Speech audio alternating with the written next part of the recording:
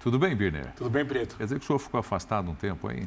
Mereci. Na verdade, eu tive alguns dias de descanso desde quinta-feira. Como todos nós merecemos, né? Aproveitei, inclusive, vendo muito futebol. Ótimo. Como vocês gostam de dizer, in loco. Com muita gente um termo também. Que... Moda. Da moda, estádio cheio? exatamente. É muito profissional, Estádio né?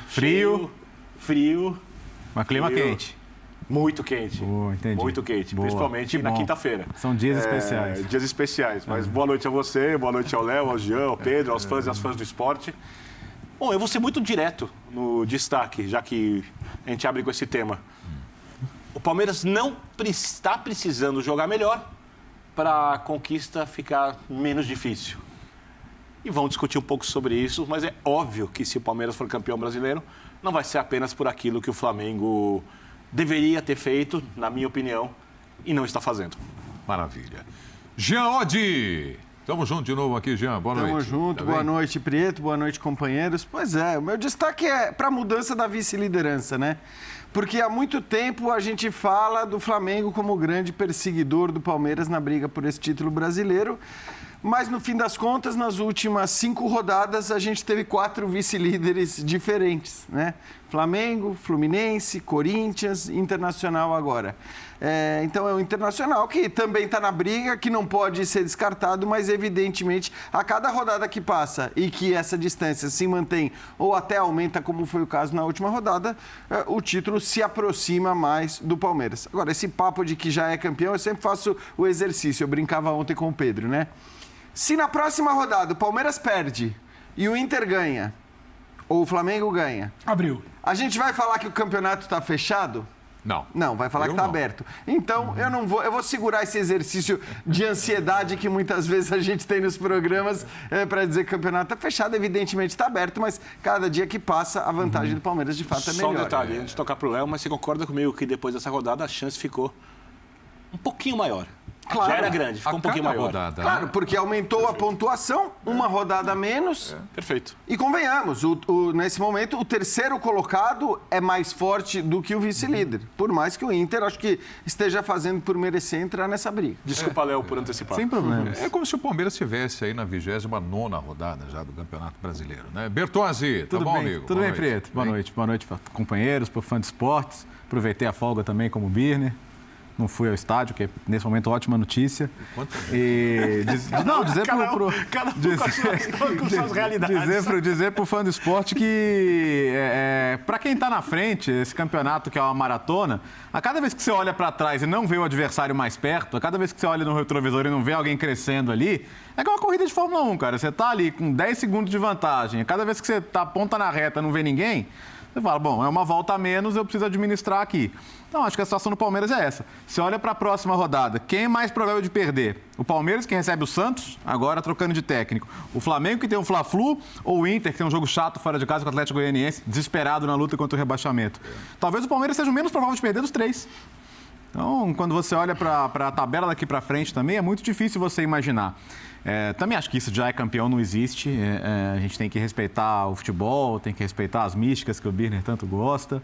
Claro. Mas o ponto já estamos no momento em que o Palmeiras não confirmar o título seria a perda mais grave da história do Campeonato de Pontos Corridos, que já tem 2 décadas aí. Acho que nunca um time tão sólido quanto o Palmeiras teve uma vantagem tão boa, faltando agora menos de 1/3 do campeonato. Então, eu acho que é um campeonato que agora mais o Palmeiras poderia perder do que algum outro tirar dele. Acho que é bem lógico isso. Se a gente olhar para quem é o principal rival, as últimas rodadas deixaram bem claro que o Flamengo não está 100% ali, né? O Flamengo precisaria de algum sinal. E o Palmeiras até deu o sinal semana passada e o Flamengo não abraçou esse sinal por completo. Isso não diminui nada o campeonato que faz o Inter, o campeonato que faz o Fluminense, o campeonato que faz o Atlético Paranaense, o próprio Corinthians com as dificuldades que já teve. Todos eles fazem bons campeonatos. Mas para desafiar o Palmeiras não basta um bom campeonato, né? Teria que ser um ótimo campeonato. E acho que o Palmeiras vai continuar administrando a vantagem. Pode ter um tropeço aqui, outro ali. Às vezes tem e a diferença não cai. Então, e outra, não tem mais nada que o distraia, né? Só tem o Campeonato Brasileiro. Você tem esses 12 jogos e são os 12 jogos que restam no seu ano. E entendendo da seriedade do trabalho do Abel, dos jogadores e como a torcida reagiu às eliminações desse ano, né? O Palmeiras passou por 2 porradas, que são 2 eliminações em casa, e tá tudo bem. Quer dizer, não tá tudo bem. Claro que você queria ganhar tudo. Mas o clima ainda é de apoio, de confiança, de gratidão ao que esse time já fez e ainda pode fazer. Então, não tem crise, né? Tem questões para serem administradas, como, por exemplo, a perda de um dos principais jogadores, né, que é o Veiga. Mas vamos fazer o seguinte, vamos colocar uma tela aqui já na abertura do programa e de abertura com o debate com vocês, se ainda cabe surpresa, como está nessa tela que você acompanha aí, né? A vantagem para o segundo colocado, o Cruzeiro, em 2013... Nesta rodada, a 26ª, era 11 pontos. Foi a maior diferença. Foi campeão. Em 2021, o Atlético, 9 pontos na temporada passada, que a gente foi ali discutindo também. Até muito perto da última rodada, quando finalmente... vai ser campeão o Atlético, né? Foi dito aqui com antecipação. Né? Aí, 2014, o Cruzeiro, 9 pontos. 2007, o São Paulo, 9 pontos. O Palmeiras, neste ano, a diferença é de 8. Né, está ali entre as menores. 2019 o Flamengo 8 pontos também e 2017 o Corinthians 8 pontos e o dado, todos os times foram campeões nessa matemática que nós estamos mostrando aí da 26ª rodada do Brasileirão. Desculpa, Preto. Imagina. Vou pedir para o Timas manter a tela só para passar rapidamente. O Cruzeiro em ambos era extremamente consistente. O Atlético do ano passado eu não preciso nem falar. Só perdeu a Libertadores invicto.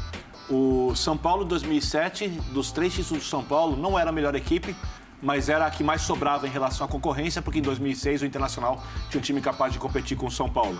O Flamengo, do Jorge Jesus, um atropelo. Não preciso nem citar. O menos consistente desses era o Corinthians, só que fez um primeiro turno brilhante. Quando era chamado de quarta força. Caiu no segundo turno, é verdade. Caiu no segundo turno, né? Normal, mas a vantagem aberta no primeiro turno era muito grande. O elenco do Palmeiras era até melhor nesse ano, mas o Palmeiras teve muito problema com troca de técnico, usou 3 treinadores, filosofias diferentes, e o Corinthians ganhou merecidamente o campeonato.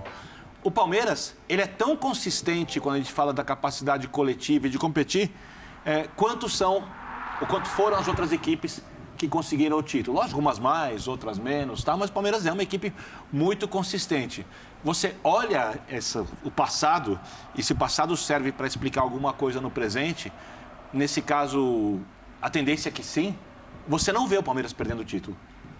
Porque você não vê abaixo do Palmeiras uma equipe consistente o bastante para conseguir ganhar praticamente todos os jogos que restam até agora, para esse suposto concorrente, seja qual for, fã de esporte está ali pensando cada um no seu ou nos seus concorrentes, se é que está conseguindo enxergar algum, e vendo o Palmeiras perder o título. Mas, como você disse, Prieto, tem a ausência do Veiga, tem uma atuação ruim para o padrão Palmeiras contra o Juventude. Não é ruim, mas o padrão Palmeiras é uma atuação ruim contra o Juventude, mas a tendência é que o Palmeiras aumente sua concentração, saia dessa ressaca após eliminação da Libertadores, que o time volte a jogar melhor, que o time seja consistente na marcação e que mesmo tropeçando, a não ser que algum adversário abaixo comece a ganhar tudo, e às vezes até pode acontecer, tem o Inter do Abel ali, recentemente, que ninguém esperava e começou a ganhar tudo, né, em 2020, começou a ganhar tudo, então o futebol tem essas coisas. A tendência, se nada mudar, se o cenário continuar como o atual, é que o Palmeiras nem seja ameaçado. Mas vamos aguardar, como disse o Jean, vamos esperar as rodadas, uma rodada pode mudar um pouquinho o cenário, 2 então, mas ainda, no que a gente tem visto, quando a gente vê o Flamengo tropeçando, o Inter competitivo, mas com seus limites, semana que vem ou o Flamengo ou o Fluminense vão perder pontos, um deles vai perder pontos, desculpa, e se o Palmeiras ganhar, abre ainda mais a diferença. O Corinthians não joga futebol nem para ameaçar encostar. Ontem, com o time praticamente titular, pegou os reservas do São Paulo no primeiro tempo e não fez um grande jogo. Então, isso vai dar uma discussão legal depois também. Por enquanto, os times abaixo não se fazem ameaças para o Palmeiras. Se vai mudar na rodada que vem, eu não sei. Eu volto a dizer, vou ser repetitivo, o que tem elenco para isso é o Palmeiras, é o Flamengo. O Inter, se fizer, a gente tem que aplaudir aqui em pé, porque não é a tendência. E o Fluminense também, se fizer, a gente aplaude em pé, porque não é a tendência. Eu acho que assim, agora faltam 12 rodadas, a gente falou muito, né, sobre o potencial dos times de baixo, especialmente o potencial do Flamengo.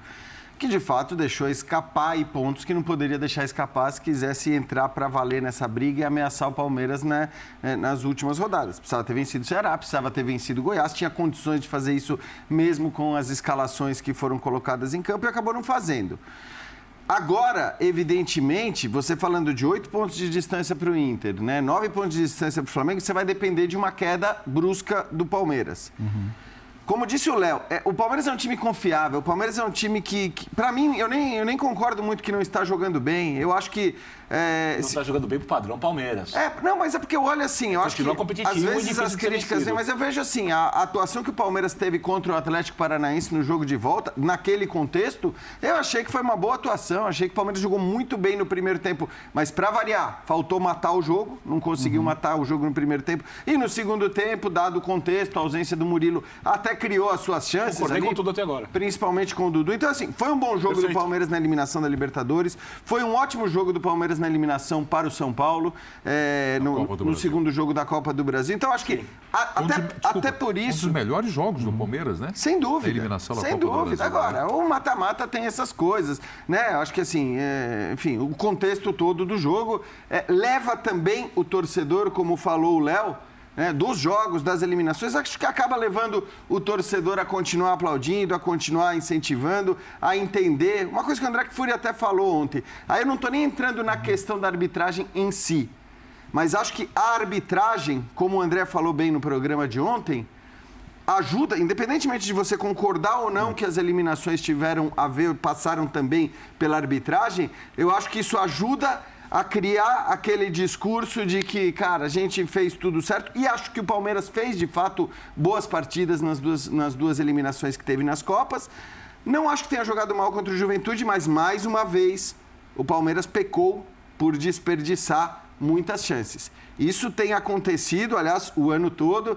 No momento se falava, é a falta do centroavante, o Palmeiras contratou centroavantes que até agora não resolveram, não quer dizer que não possam resolver, mas essa questão de matar os jogos continua faltando. E acho que foi o que faltou para o Juventude. O placar talvez não reflita o que foi o jogo. O que pode acontecer para essa queda mais abrupta do Palmeiras? Não dá para imaginar que jogando todas as partidas com esse time que entrou em campo contra o Juventude, o Palmeiras vai ter essa queda. O que pode acontecer é que o Palmeiras, por hoje ter um elenco menos amplo, um elenco menos confiável do que já teve em momentos recentes, se ele perde 1 ou 2 jogadores, tem esse papo da possível saída do Rony. Hoje, essencial. Se dá um azar e perde um Dudu, um Scarpa machucado, tal, isso pode mudar completamente a força do time. Porque hoje é um time que depende demais dos seus titulares. Então, eu acho que essa queda abrupta, que precisa acontecer para que alguém que vem de baixo seja o outro campeão, passa muito por uma não manutenção desse elenco nas próximas rodadas. Agora, a temporada já teve esses percalços. Quando é vendido o Gabriel Veron, ele está sendo um jogador fundamental para o time. O Veiga teve um momento de ápice, mas ele teve queda de rendimento e agora lesão. E, mal ou bem, no Campeonato Brasileiro, o Palmeiras se segurou. Cito o Danilo também. Sim, né? também teve oscilação. Então, assim, em alguns momentos, por mais que o Palmeiras dependa muito do seu 11, acho que isso é indiscutível para quem vê o time jogar, teve que superar algumas questões. Né? Superou, mas tendo sempre o 12º jogador, né? Então, acho que você citou bem o Veron. O Veron era o cara que, qualquer um que machucasse do quarteto ofensivo, era o Veron que saía do banco e entrava no time. Esse cara não tá mais. O Veiga não tá mais. Tá fora da... Então, você já perdeu 2. Por isso que eu digo, você tem uma ameaça de perder o terceiro. O Rony voltou faz pouco tempo. E o Rony tem essa questão, né? Da tal proposta. Eu acho que todo debate aqui, que é a corrida pelo título, ele passa por exercícios que a gente faz. Pode acontecer,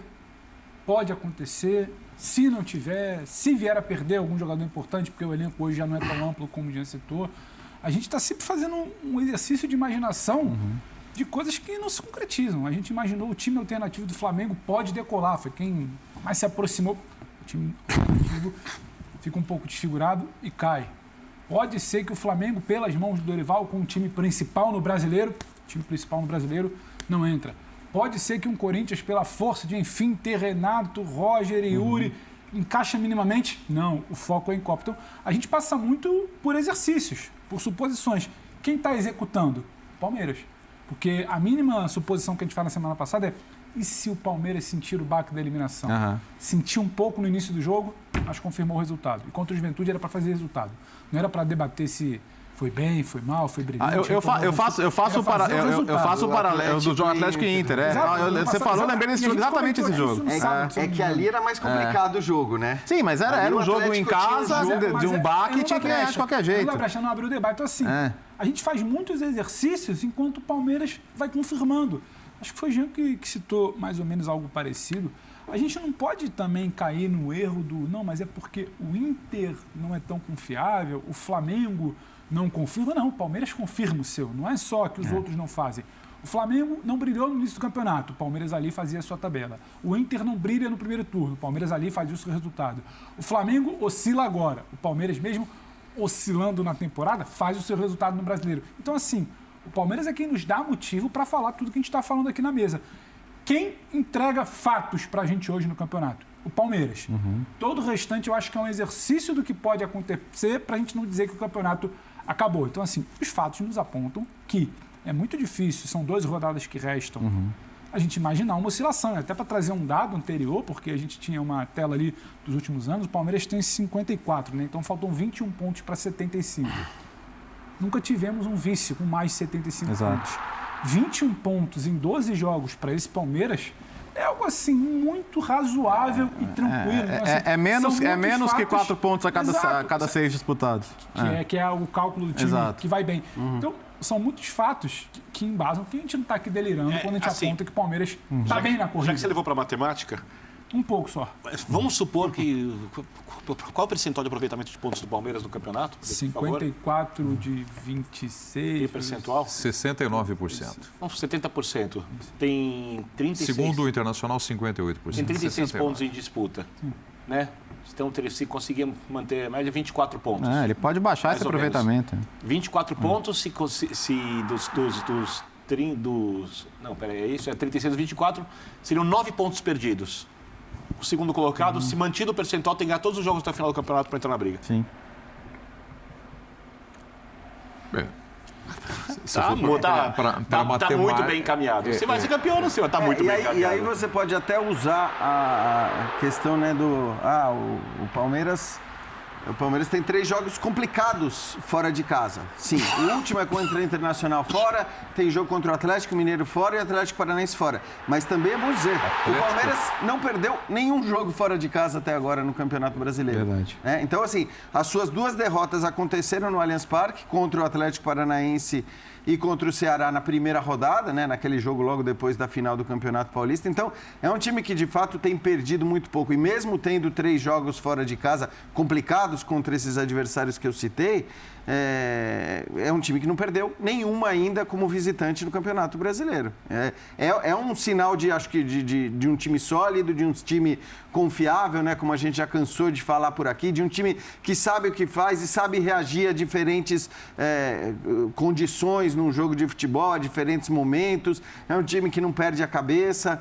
Então, claro que é um time muito confiável. Por isso que eu digo que eu só acho que pode haver uma queda mais brusca ou uma queda de rendimento considerável no número de pontos ou nesse aproveitamento, se o Palmeiras perde muitos dos seus titulares. Porque houve um tempo, e não faz muito tempo, em que o Palmeiras mudava 4, 5 dos seus titulares e as coisas não se alteravam muito. Isso ainda pode até acontecer. Com o Abel, isso ou não? Não, eu acho que assim, se isso acontece na defesa, o problema não é tão grande assim, por mais que o Gustavo Gomes, claro, seja uma peça, né, insubstituível. Mas você tem ali bons zagueiros, você tem bons laterais.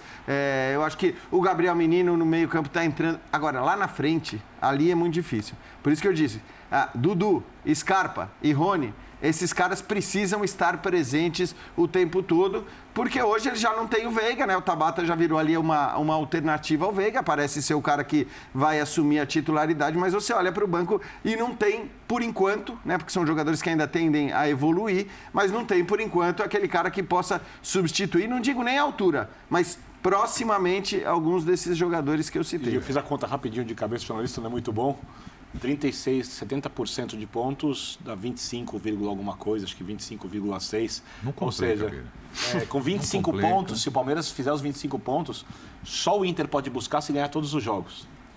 Esse é o melhor momento do Palmeiras com o Abel Ferreira? O Abel faturou 2 Libertadores da América, ganhou o Campeonato Paulista e agora próximo aí de uma conquista do Campeonato Brasileiro. É o melhor momento ou não? Pedro, momento e futebol. Eu acho que o melhor momento é quando você ganha o bicampeonato da Libertadores, porque é uma coisa épica. Talvez o ápice ali... Mas é a melhor temporada de futebol da equipe. Agora, de bola... Essa é a questão. Quando o Palmeiras é bicampeão da Libertadores, Bini, vira a página, 2022. Sempre aquela... O que a gente espera do Abel agora? O que a gente espera do Palmeiras agora? Eu acho que todo mundo falou. Agora a gente quer ver esse time jogar um pouco mais com a bola no pé. Que ele é estrategista, que ele é vencedor, que o trabalho fica cada vez mais sólido, a gente já sabe. E o Palmeiras começa a te entregar. Variação, bola no pé, eu perco um jogador, eu puxo outro para cá. Eu começo a desenvolver, talvez, gente que eu tinha perdido, porque se questionou muito como se iria recuperar o Gabriel Menino, como é que você teria, enfim, o Gabriel Verón depois de muita lesão, de muito ponto de interrogação. Então, se a gente quiser reduzir o debate a título, que nada, foi eliminado semana passada. A Copa... Mas não é isso, é sobre repertório. Eu acho que depois de quase 2 anos de trabalho, o Abel não tem nem 2 anos de trabalho, o tanto que ele já fez. Ele já conseguiu um resultado rápido na Libertadores a partir de estratégias específicas. Ele desenvolveu um time maduro o suficiente para ser bicampeão da Libertadores. Ele desenvolveu bola, e aí eu estou com você. Para mim, o que apresentou bola dentro de campo, que conseguiu apresentar, talvez não tivesse apresentado em outro momento, eu chamaria de melhor momento, sem se apegar a resultado. Nossa, mas sofreu para ganhar de Juventude. Jean falou em problema de finalização. Concordo, mas o problema antes é de que não criava para finalizar. Exato. Agora passou a ser o problema de finalização porque cria. Se defende, é sólido, é vencedor, cria.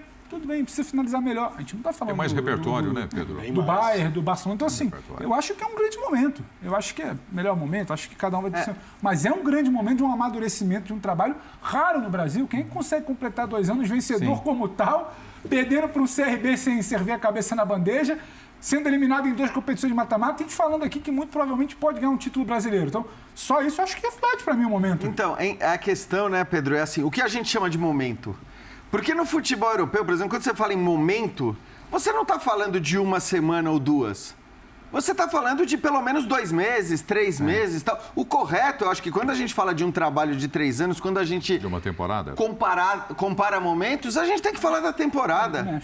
E em relação à temporada, não tem a menor dúvida. Ah, mas foi bicampeão sul-americano. Foi bicampeão sul-americano. Mas esse time, esse adjetivo que a gente usou, confiável, ele se aplica muito mais a essa equipe. Como disse o Pedro, eu acho que o Abel teve méritos enormes nas conquistas da Libertadores. Claro que talvez seja o principal nome das conquistas por estratégias específicas, por olhares específicos, né, inclusive para o adversário e tal. Mas chegou um momento, nessa temporada, ao contrário das demais, o Abel ele podia até mudar a maneira como o time jogava de acordo com o adversário. E fez isso o tempo todo, né? O adversário mais forte jogava de um jeito, o adversário mais fraco de outro. Só que o time dele era sempre o mesmo. Nas temporadas passadas, ele mudava o time dele, olhando para os adversários. Então, isso é consequência do quê? Ele encontrou um time titular. E esse time titular do Abel, que agora já não jogará mais exatamente os 11 por causa da lesão do Veiga, mas esse time titular do Abel é indiscutivelmente o melhor time, né, entre os 3, de 2020, o de 2021 e o de 2022. Esse é o melhor, é o time mais confiável. E acho que se ele vencer os pontos corridos, isso reflete um pouco, né, o que é esse campeonato. Porque eu tendo a acreditar, até pela questão da consistência que exige um campeonato, que a Liga, um campeonato de 38 rodadas, é muito mais atestado do nível de um time, muitas vezes, do que as Copas, né? Sim. E falo isso até mesmo, não estou falando só de América do Sul, não, mesmo em Champions League. Claro. Quantas vezes um time ganha Champions League sem ser indiscutivelmente o melhor? Várias. Eu acredito que até... Copa do Mundo também. Copa do Mundo, pode acontecer. Agora, num campeonato todos contra todos, 38 rodadas, ainda mais no Brasil, que o calendário é tão desgastante, tão puxado, é um campeonato de 38 jogos condensado em praticamente meia temporada. Então, ali você tem que mostrar realmente nível, repertório, capacidade de adaptação a diferentes contextos, porque isso que o Jean coloca de momento. De fato, assim, o que é momento? É o setembro? São os últimos 5 jogos? Ou é a temporada? Temporada, né? Então, como temporada, acho que não dá para discutir. Basta olhar para o campo. Aliás, é o que a gente falava do Atlético exato. no ano passado. Sim. Né? Quando a gente chegava no fim da temporada discutindo qual é o time mais confiável, qual é o melhor time na temporada passada. Foi o Atlético. Foi o Atlético na temporada. Eu acho que E ganhou o campeonato por pontos corridos. Eu digo a temporada, Inclusive foi se fosse eliminado falar- da Libertadores de maneira invicta, o Atlético. Se fosse citar momento com recorte, seria há 2 meses o melhor momento do Palmeiras. Que estava na Copa do Brasil, jogando um bolão, Sim. Libertadores da América e liderando o Campeonato Brasileiro. E qual foi a temporada pelas mãos do América que o Palmeiras briga, de fato, pelo Campeonato Brasileiro? É essa. Eu acho que atesta, dentro do que o Léo fala. Como o Flamengo foi em 2019, como o Galo foi no ano passado, como o Palmeiras teve muitos problemas, teve quem questionasse. A gente estava debatendo, fazendo pré-jogo de final Palmeiras e Flamengo, o Jean estava lá.